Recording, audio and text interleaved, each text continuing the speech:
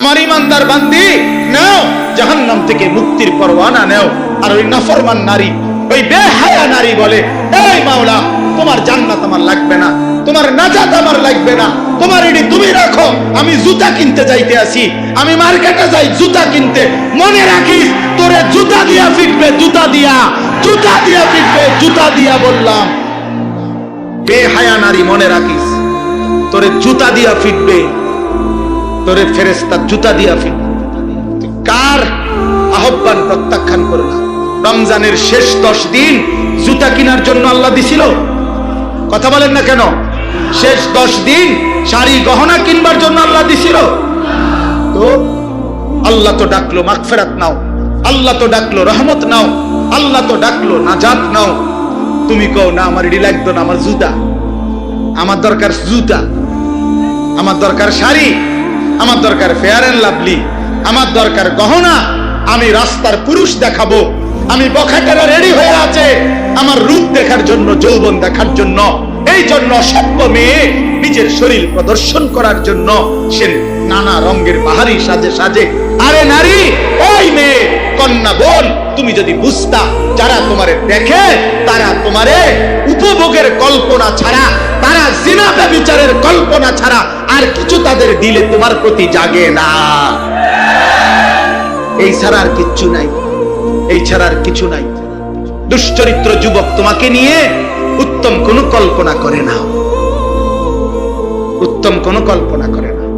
অতএব দয়া করে বন্ধু বলেন, নবীজি যখন দেখবে নামাজ নাই, রোজা নাই, জিকির নাই, তিলাওয়াত নাই, ফজরের নামাজ নাই, হালাল উপার্জনের কোনো খবর নাই, ঘরে টেলিভিশন, নাচ গান চলছে তো চলছে, চলছে তো চলছে।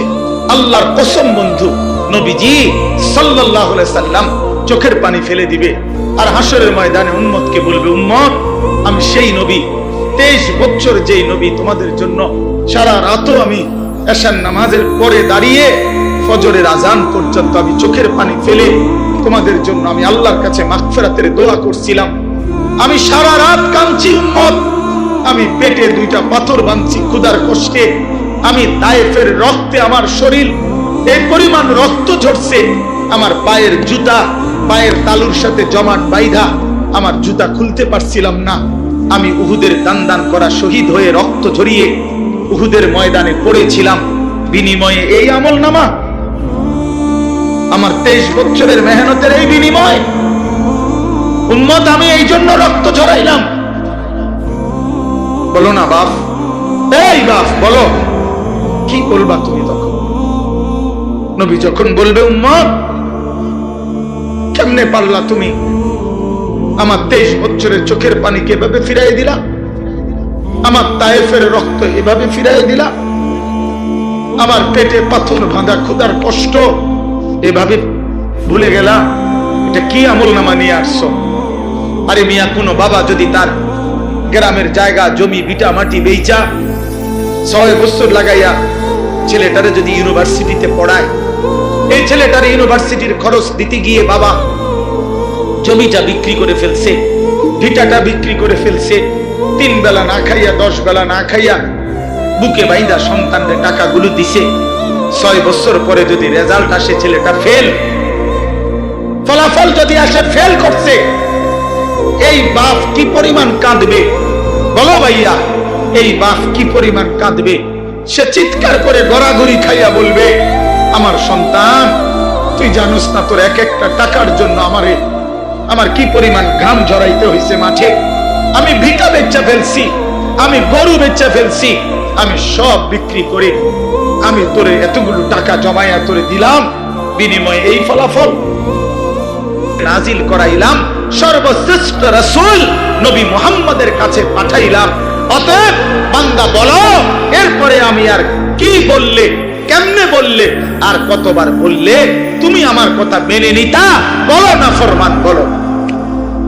ওই বেহায়া নারীকে বলেন, ওই বেপর্দা নারীকে বলেন, যেই কন্যা, যেই মেয়ে, যেই মা, যেই বোন গত 20 বছর ধরে, গত 15 বছর ধরে, গত 10 বছর ধরে বেপর্দার জিন্দেগি চলতেছে, পরের ছেলেকে রাস্তার বখাটে দুশ্চরিত্র লম্পটকে যে তার শরীর, যে তার যৌবন, যে তার শরীর দেখায়, এই বেহায়া বেপর্দা এই অসভ্য নারীকে বলো যে তোর আল্লাহ আর কতবার বললে তুই পর্দা করতি নাফরমান নারী? বল বল, ওই নারীকে বলো, বলো। সুদখোর যারা আজকে 30 বছর সুদ খাচ্ছেন, এই হারামখোর, তোরে আর কতবার বললে তুই সুদ ছাড়তি নাফরমান? বল হারামখোর, বল। সুদখোর বল, ওই ঘুষখোর বাটপার বল, ঘুষখোর, আর কতবার তোর আল্লাহ নিষেধ করলে তুই ঘুষ ছাড়তি বেঈমান? কি ঘটনাটা কি? কতবার বলতো তোমারে আল্লাহ? তুমি মুসলমান না? তুমি মুমিন না? তুমি মায়ের দুধ খাও নাই? তুমি ইমানদারের পরিচয় দাও কেন? তুমি তো লেখলা ভোটার আইডি কার্ডে তোমার ধর্ম ইসলাম, তুমি তো জন্ম নিবন্ধন সনদে লেখলা তোমার ধর্ম ইসলাম, তুমি তো তোমার বায়োডাটার মধ্যে বারবার পরিচয় দিতে গিয়ে তুমি তো লেখলা ইসলাম। তাইলে বেঈমান মুসলমান লেখলি কেন? সেজদা দিলি না কেন? এই নাফরমান, বলো বলো ছেলে, আরে বাটপার বলো, লিখলি কেন? পরিচয় দিলা কেন? তাহলে এফিডেভিট করো, ছেড়ে দাও মুসলিম পরিচয়, বলো রাজপথে দাঁড়িয়ে, নাহলে এখানে বলো। আজকে প্রচার হইব বেশি, কও এনাইসা কও যে এলাকাবাসী আপনারা আমারে ভুল করবেন না, আপনারা তো দেখছেন আমি সেজদা দেই না, আমি নামাজ পড়ি না, আমি হালাল খাই না, আমার ঘরে নাচ গান চলতেছে, আমার মেয়ে বেপর্দা, আমার স্ত্রী বেপর্দা, আমার ছেলে নামাজ পড়ে না, আমি সুদের সাথে আছি, আমি কিস্তি ছাড়া জিন্দেগি চালাই না, বিড়ি সিগারেট ছাড়া জীবন চালাই না, নাচ গান ছাড়া জীবন চালাই না। মূলত কারণ হইল আমি ইসলামের পরিচয় দিতে লজ্জাবোধ করি, আসলেই আমি মুসলিম পরিচয় দিতে লজ্জিত। লজ্জিত এইটা বলো, এখন দাঁড়ায়, এখন বলো না।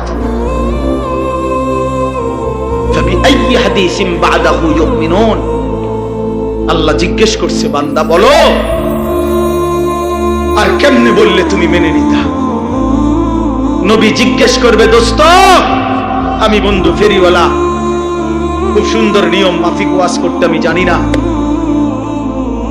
খুব ডিজাইনেবল কথা আমি বলতে পারি না বন্ধু, কিন্তু আমি আমার কলিজার সবটুকু আবেগ দিয়ে বললাম, ভালোবাসার সবটুকু দিয়ে জানতে চাইলাম। আমি বললাম, দোস্ত নওজোয়ান, পর্দার আড়ালের মা বোন, খোদার কসম নবীজি হাসরের ময়দানে উম্মতের আমলনামা নবী দেখবে, সুপারিশের আগে আমলনামা দেখাইতে হবে, ফাইল জমা দিতে হবে নবীজির কাছে।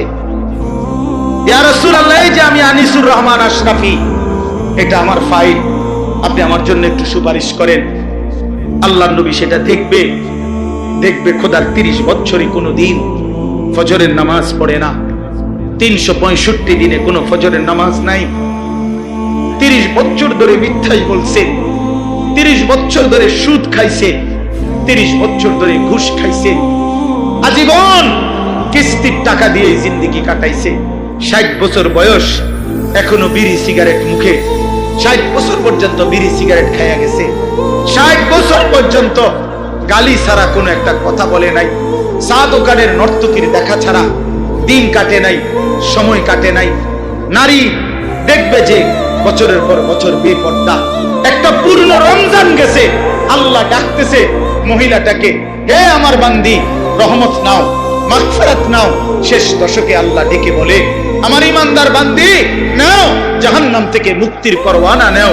আর ওই নাফরমান নারী, ওই বেহায়া নারী বলে, এই মাওলা তোমার জান্নাত আমার লাগবে না, তোমার নাজাত আমার লাগবে না, তোমার এটি তুমি রাখো, আমি জুতা কিনতে যাইতে আসি, আমি মার্কেটে যাই জুতা কিনতে, মনে রাখিস তোরে জুতা দিয়া ফিটবে, জুতা দিয়া, জুতা দিয়া ফিটবে, জুতা দিয়া বললাম।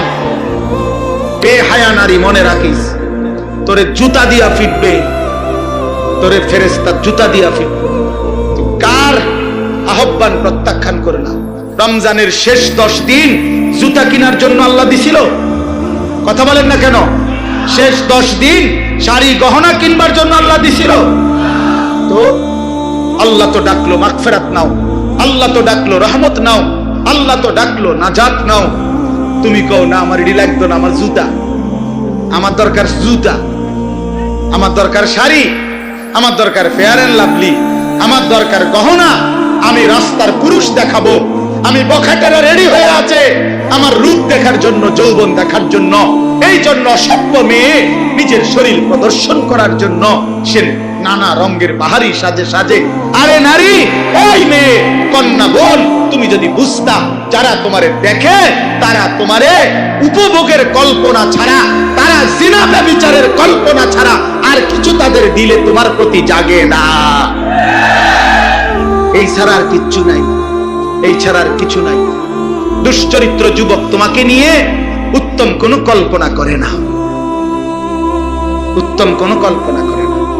অতএব দয়া করে বন্ধু বলেন, নবীজি যখন দেখবে নামাজ নাই, রোজা নাই, জিকির নাই, তিলাওয়াত নাই, ফজরের নামাজ নাই, হালাল উপার্জনের কোনো খবর নাই, ঘরে টেলিভিশন, নাচ গান চলছে তো চলছে, চলছে তো চলছে, আল্লাহর কসম বন্ধু, নবীজি সাল্লাল্লাহু আলাইহি সাল্লাম চোখের পানি ফেলে দিবে আর হাসরের ময়দানে উম্মতকে বলবে, উম্মত, আমি সেই নবী, 23 বছর যেই নবী তোমাদের জন্য সারা রাতও আমি এশার নামাজের পরে দাঁড়িয়ে ফজরের আজান পর্যন্ত আমি চোখের পানি ফেলে তোমাদের জন্য আমি আল্লাহর কাছে মাগফিরাতের দোয়া করছিলাম। আমি সারা রাত কাঁদছি উম্মত, আমি পেটে 2টা পাথর বাঁধছি ক্ষুধার কষ্টে, আমি তায়েফের রক্তে আমার শরীর এই পরিমাণ রক্ত ঝরছে, আমার পায়ের জুতা পায়ের তালুর সাথে জমাট বাইধা আমার জুতা খুলতে পারছিলাম না।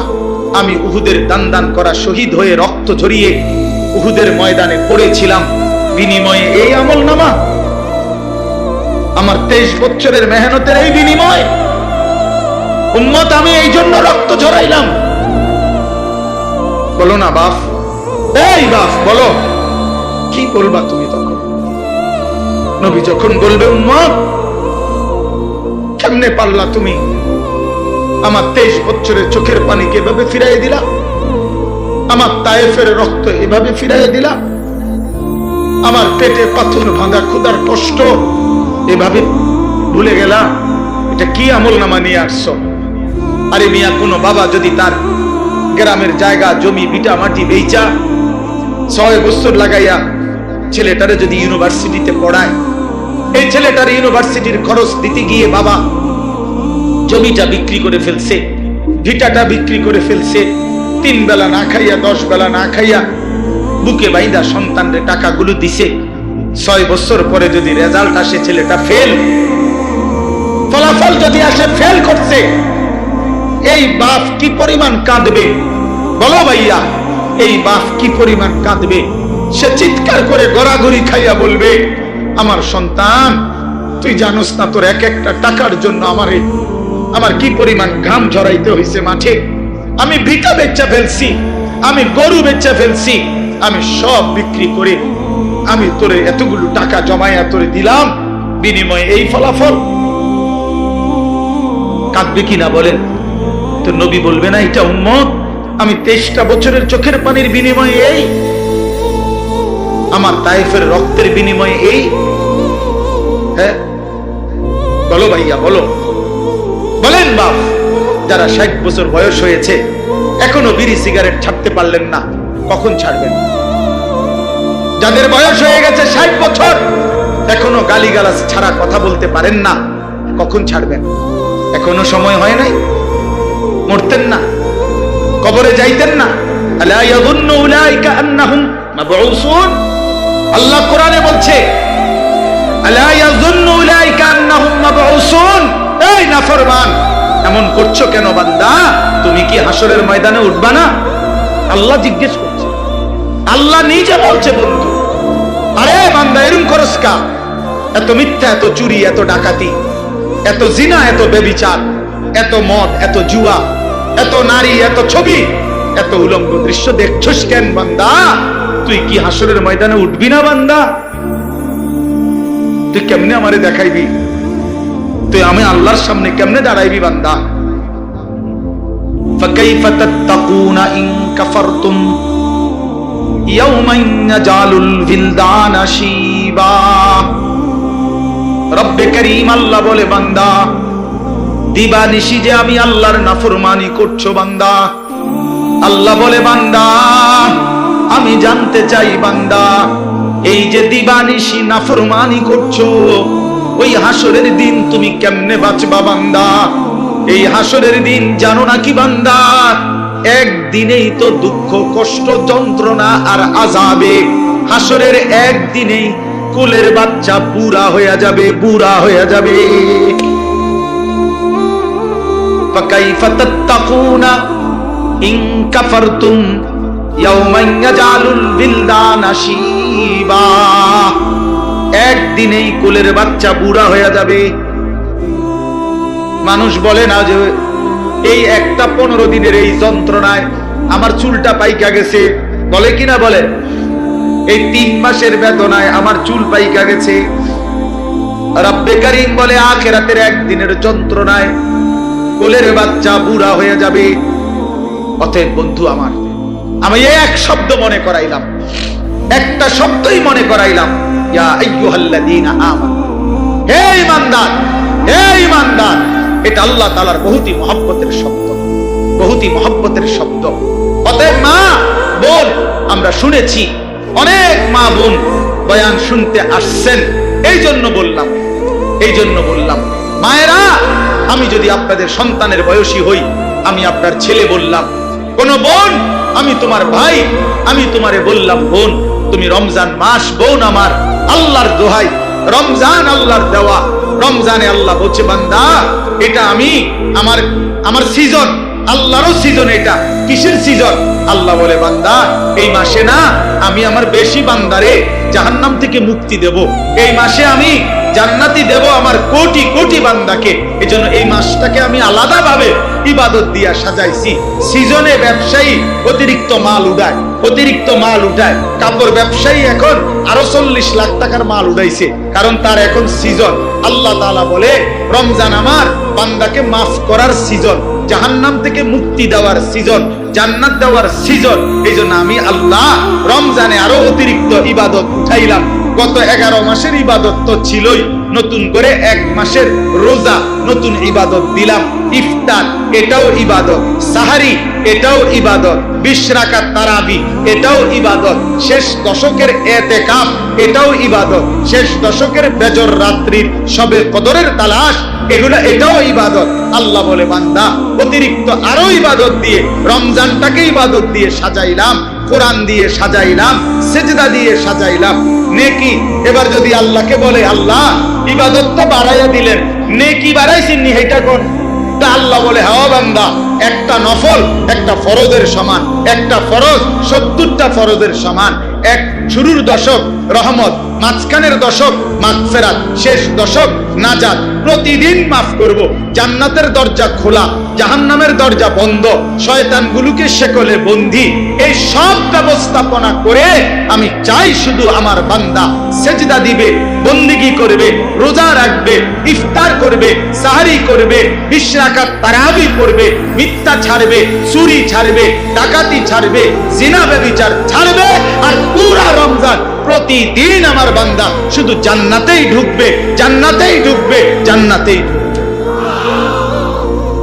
লাআল্লাকুম তাত্তাকুন।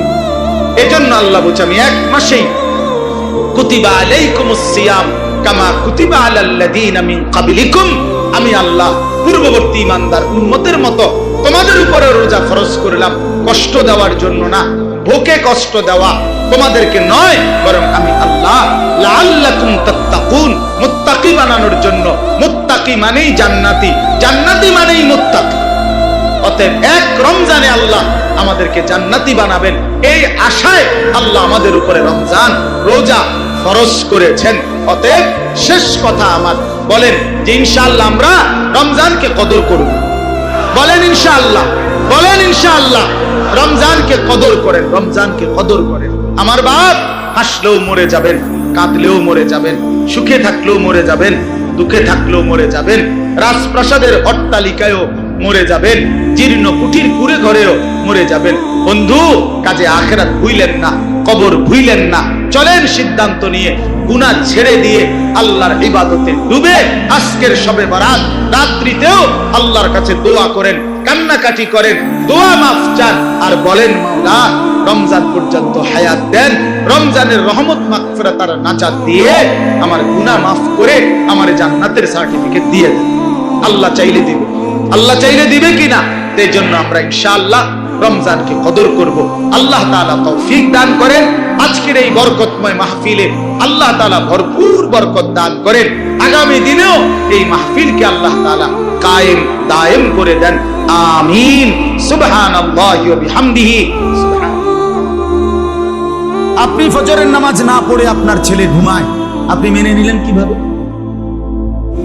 আপনার মেয়ে 14 বছরের যুবতী সুন্দরী মেয়েটা এতটা টাইট কাপড় পরে, 8-7 কাপড় পরে, এতগুলো পাউডার সুনু ফেয়ার এন্ড লাভলি লাগাইয়া এ বুড়ি বাইরে যায়, আমনে মা তাকাইয়া রইছেন, আমনে যে মাতেন না যে জি কারে দেখাইতে যাও? হ্যাঁ, তোমারে যারা দেখবে দুই রাস্তার দুই পাশে, তারা মুত্তা ফানি লয়নি জিঙ্গাও গিয়া পেশাব করে ফানি লয়নি। রাক্ষসের মতো যারা হা করে তাকিয়ে দেখে রাস্তার বেপর্দা বোনকে, ওই অপদার্থ, ওই অসভ্য, তাকে দেখার জন্য আপনি আপনার সামনে দিয়ে আপনার মেয়ে বেপর্দা বেহায়া বের হলো, আপনি মা না? আপনি বাবা না? আপনি আপনার সন্তান চিনেন না? আস্তাগফিরুল্লাহ। এক মানুষের জীবনের সবচেয়ে বড় সম্পদ তার স্ত্রী সন্তান নাকি সোফা? কথা কন, আরে বলেন না, সবাই বলেন। এক মানুষের জীবনের সবচেয়ে বড় অর্জন বিল্ডিং নাকি স্ত্রী সন্তান? তো তাহলে আপনি দি বিল্ডিং এর মধ্যে ডিজাইন করতে করতে ডিজাইনের রগ রেশা উঠে গেছেন, গীতা ঘটনা গীতা। আপনি যে দরজার মধ্যে নকশা করতে করতে অনার দরজায় খুঁজে পাওয়া যায় না নকশার কারণে। কথা বলেন না কেন?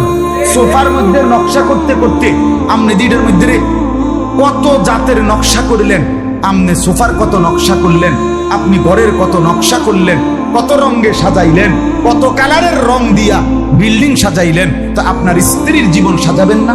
আপনার মেয়ের জীবন সাজাবেন না? আপনার ছেলের জীবন সাজাবেন না? এরা কি ফালতু জিনিস? এরা কি ফেলে দেওয়ার জিনিস যে তোরটা তুই ঠিক কর? বেডিরে কইছেন আমনেরটা তোমারটা তুমি ঠিক করো, আমারটা আমি ঠিক করি। ছেলেরে বলছো বাপ তুই তোর হমাইন্না ফুলাইনের লগে তুই তোর মতো ঠিক কর, মেয়েরে বলছে তুই তোর হমাইন্না মাইয়াগর লগে তোর যেটা মনে করে এটা কর। তো এটা নিয়ে কথা ছিল, এটা তো কথা ছিল। আমার বাবা তো আমার মনে আছে আলহামদুলিল্লাহ আমার টুপির দিকেও নজর রাখছে, আমার পাঞ্জাবির দিকেও নজর রাখছে, আমার লুঙ্গির দিকেও নজর রাখছে। আমার মা বারান্দায় বসাটা পর্যন্ত দেখছে, বসছি যেভাবে মা বলছে ঘুরে বসো, আমার মা এইভাবে নজর রাখছে। আমার বড় ভাই একটা পাঞ্জাবি জীবনে একবার, আমি রঙিন এমব্রয়ডারি করা পাঞ্জাবি আমার জীবনে একবার গায়ে দিছিলাম কিনা ছাত্র জীবনে। আমার ভাই প্রথম দেখেই ডাক দিয়াই না তাই না সিরা টুকরা টুকরা করে ফেলাই দিছে।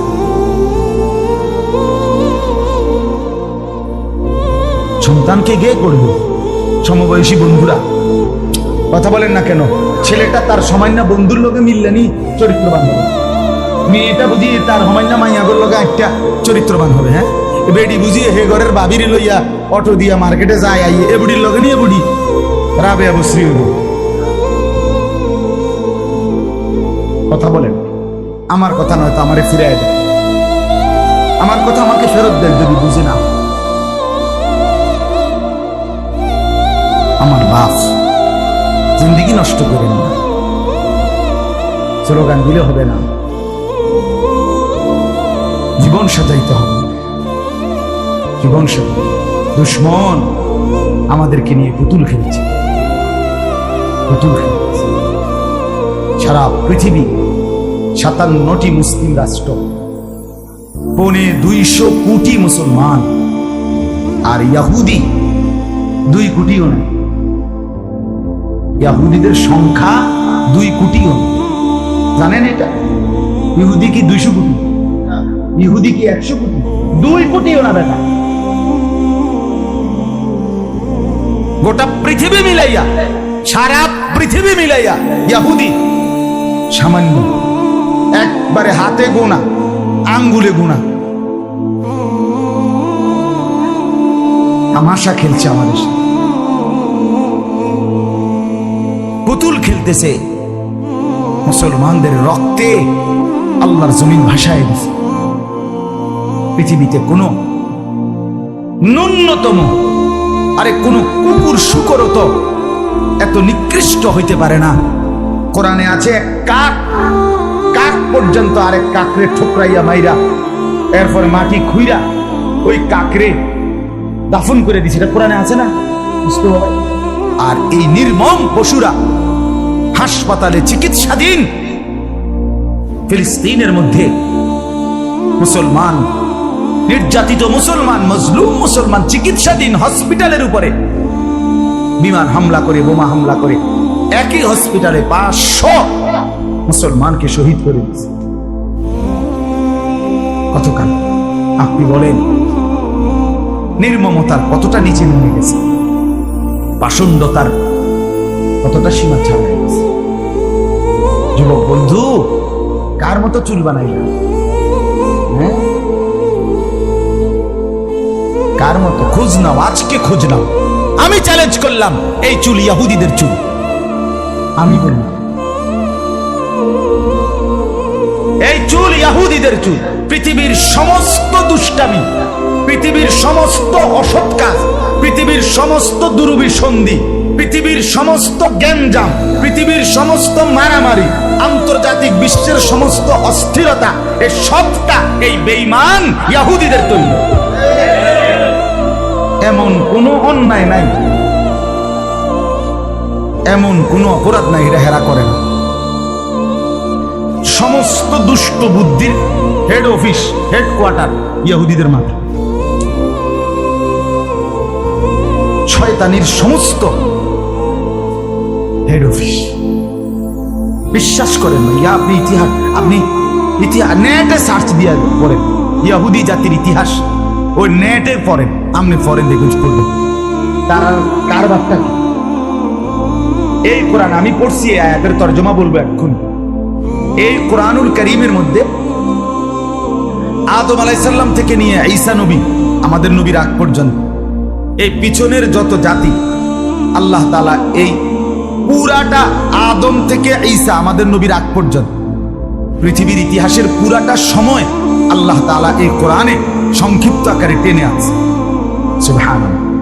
কোরআন রিভিউ দেখাইছে কিসের? পিছনে রিভিউ নি কয় ভাই, মানে পিছনের তারে টাইম নাই না, আবার দেখায় করব নাকি এই রিভিউ। কোরআন ইংরেজিও তো পারি দুই এক লাইন করছি কি, আমার আসলে মনে আছিল না, জানি মনে আছে না। অনেকে মনে করে বাবুর ইংরেজি কইতে এলে অনেক জ্ঞান, বিশাল জ্ঞান।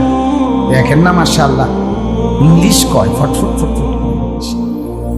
না না, ইংলিশ বললে মহাজ্ঞানী, এটা কখনোই যুক্তিসঙ্গত কথা বলতে পারে না। এক মোমেন তার দ্বীনকে মানলে, আল্লাহর কোরআনকে মানলে, সে যদি কিচ্ছু না জানে সেই মহাজ্ঞানী, সেই বুদ্ধি, সেই বিচক্ষণ। আল্লাহ কোরআনে বলছে বিচক্ষণ কে? উলুল আলবাব। মেরে মোহতারাম, এই অনার্স আর এই মাস্টার্স, এই ডক্টরেট আর এই এমফিল, এই পিএইচডি, এটা দুনিয়ার ভাষায় মহাজ্ঞানী হতে পারে, কিন্তু কোরআনের ভাষায় আল্লাহর কসম, সূরা আলে ইমরানের মধ্যে আছে মহাজ্ঞানী কারা, বুদ্ধিমান কারা, বিবেকবান কারা, বিচক্ষণ কারা। আল্লাহ বলছে তিনটা সিফাত আছে যার মধ্যে, সে হলো বুদ্ধিমান, সে হলো বিবেকবান, সে হলো মহাজ্ঞানী, সে বিচক্ষণ। কয়টা গুণ? এক, আল্লাযীনা ইয়াযকুরুনাল্লাহা কিয়ামান ওয়া কুউদান ওয়া আলা জুনুবিহিম। এক নাম্বার হলো দাঁড়িয়ে বসে শুয়ে সব অবস্থায় যে আল্লাহকে স্মরণ করে। এক নাম্বার কি? যিকর। এই আগের শব্দ হলো আয়াতিল লিউলিল আলবাব। আল্লাহ বলেন বিচক্ষণ, বিবেকবান কারা? জিকির করে যারা, কখন কখন? সবক্ষণ, সর্বক্ষণ, দাঁড়িয়ে বসে শুয়ে সব অবস্থায় যারা কাকে স্মরণ করে? ওয়ায়াতাফাক্কারুনা ফি খালকিস সামাওয়াতি ওয়াল আরদ। দুই নাম্বার হলো আল্লাহর সৃষ্টি আসমান ও জমিন কায়নাত নিয়ে যারা 24 ঘন্টা ফিকির করে, আল্লাহর সৃষ্টি জগৎ নিয়ে ফিকির করে, গবেষণা করে, ভাবে আসমান যিনি বানিয়েছেন, এই আসমান যদি এত বড় হয় তাহলে আমার আল্লাহ না জানি কত বড়। এই জমিন যদি এত বিস্তীর্ণ হয় তাইলে ভাবতেছে সেইবার না জানি আমার আল্লাহ কত বড়। এই সূর্য যদি এত বড় হয়, বিজ্ঞানীদের ভাষায় যদি এত বড় হয়, তাহলে আমার আল্লাহ জানি কত বড়। আমি সেই মালিকের গোলাম। সুবহানাল্লাহ। হাদিসে আছে এক সাহাবী একদিন পূর্ণিমার চাঁদ আর মরুভূমিতে উনি বালুর মধ্যে শুইয়া শুইয়া, শুনতেছেন মজার কথাটা, এই আকাশে চাঁদ উঠছে, তারা উঠছে, পুরো আকাশ। তো উনি চাঁদের আর তারার দিকে তাকাইয়া সাহাবী ডাক দিছে, আইয়ুহাল কামার, এই চাঁদ, আইয়ুহাল কাওয়াকিব, হে তারকারাজি, শোনো, কইতেছে, শোনো, ইন্না লাকুম রাব্বান ওয়া ইন্না লি রাব্বান, তোমাদের একজন রব আছে, আমারও একজন রব আছে। সুবহানাল্লাহ। এরপরে কি বলছে শুনেন, এরপরে বলছে রব্বি ওয়া রাব্বুকুম ওয়াহিদ, আর শোনো, আমার রব আর তোমাদের রব একই জন। কয়জন? একই জন। তিনি কে? এরপরে বলছে আল্লাহুম্মা গফিরলি, আল্লাহ মাফ করে দেন। নবীজি সকালবেলা বলছে, সাহাবী, তোমার এই সুন্দর বলার কারণে আল্লাহ খুশি হয়ে মাফ করে দিয়েছে। সুবহানাল্লাহ। এই 2 নাম্বার হলো ফিকির। 2 নাম্বার, 1 নাম্বার, 2 নাম্বার, 3 নাম্বার, রব্বানা মা খালাকতা হাদা বাতিলান সুবহানাকা ফাকিনা আযাবান নার। 3 নাম্বার হলো দোয়া। দোয়া কি? দোয়া। যে আল্লাহর নিকট দোয়া করে, রব্বুল আলামিন বলে, দিবানিশি উঠতে বসতে শুইতে যে আমি আল্লাহকে ডাকে, আর আমার সৃষ্টি জগৎ নিয়ে যে ভাবে, ভেবে ভেবে আমাকে চিনে, আর 3 নাম্বার বেশি বেশি আমি আল্লাহর কাছে যে দোয়া করে, আল্লাহ বলেন তারাই হলো বুদ্ধিমান, বিবেকবান, বিচক্ষণ, মহাজ্ঞানী। সুবহানাল্লাহ। বলেন আলহামদুলিল্লাহ। অতএব আমার বাপ বলতেছিলাম, আদম আলাইহিস সালাম থেকে নিয়ে ঈসা নবী পর্যন্ত সমস্ত নবীর আমলের ঘটনা সংক্ষিপ্ত আকারে আল্লাহ পিছনের ইতিহাস টেনে আনছেন। টেনে আনার পরে এর মধ্যে আল্লাহ তাআলা বহু পেছনের নেককার জাতি, অবাধ্য জাতি, তাদের ঘটনা আল্লাহ এখানে উল্লেখ করছে। অসংখ্য যারা আল্লাহর অনুগত হইছে পিছনে, তাদের পরিণতি কি হয়েছে, আর যারা আল্লাহর অবাধ্য হয়েছে তাদের পরিণতিও কি হয়েছে, এগুলো আল্লাহ বিস্তারিত কোরআনে উল্লেখ করেছে। নূহ আলাইহিস সালামের কওম, জাতি, আমগো আগের না পরের? তে আগের জাতির কথা এখানে আছে। আচ্ছা, তারা অবাধ্যতার পরিণতিতে তাদেরকে যে পানিতে চুবাইছে তুফানে, এটা জানেননি আপনারা? আল্লাহ বলছে। মূসা আলাইহিস সালামের জাতি আমাদের আগের না পরের? আগের। ফেরাউন আমাদের আগের না পরের? নমরুদ আমাদের আগের না পরের? কারুন আমাদের আগের না পরের? এগুলা আছে এখানে কোরআনে আছে, এদের কথা এখানে আলোচনা আছে। তো আল্লাহ তাআলা বহু জাতির ইতিহাস, বহু মানুষের ইতিহাস আল্লাহ তাআলা এই কোরআনের মধ্যে উল্লেখ করছে ইবরতের জন্য। কিসের জন্য বলেন না? শিক্ষা, নসিহত, শুধু কিচ্ছা বলার জন্য না, বিনোদনের জন্য না, গল্প শুনাইবার জন্য না, অথবা ইতিহাস চর্চা হিসাবে না।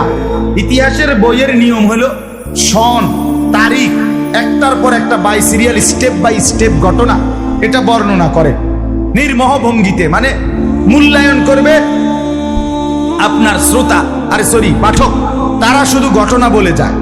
কোরআনুল কারীম এইভাবে বাই সিরিয়াল কোনো ঘটনা পিছনের বলে নাই, বরং যেই ঘটনার যেই অংশটুকু আমাদের জন্য উপকারী, শিক্ষণীয়, আমাদের জীবনের জন্য ফায়দা, ওইটাকে অতটুকুই শুধু বলছে, আগে দিয়েও নাই, পরে দিয়েও নাই। এটা হলো কোরআনের ঘটনার বৈশিষ্ট্য।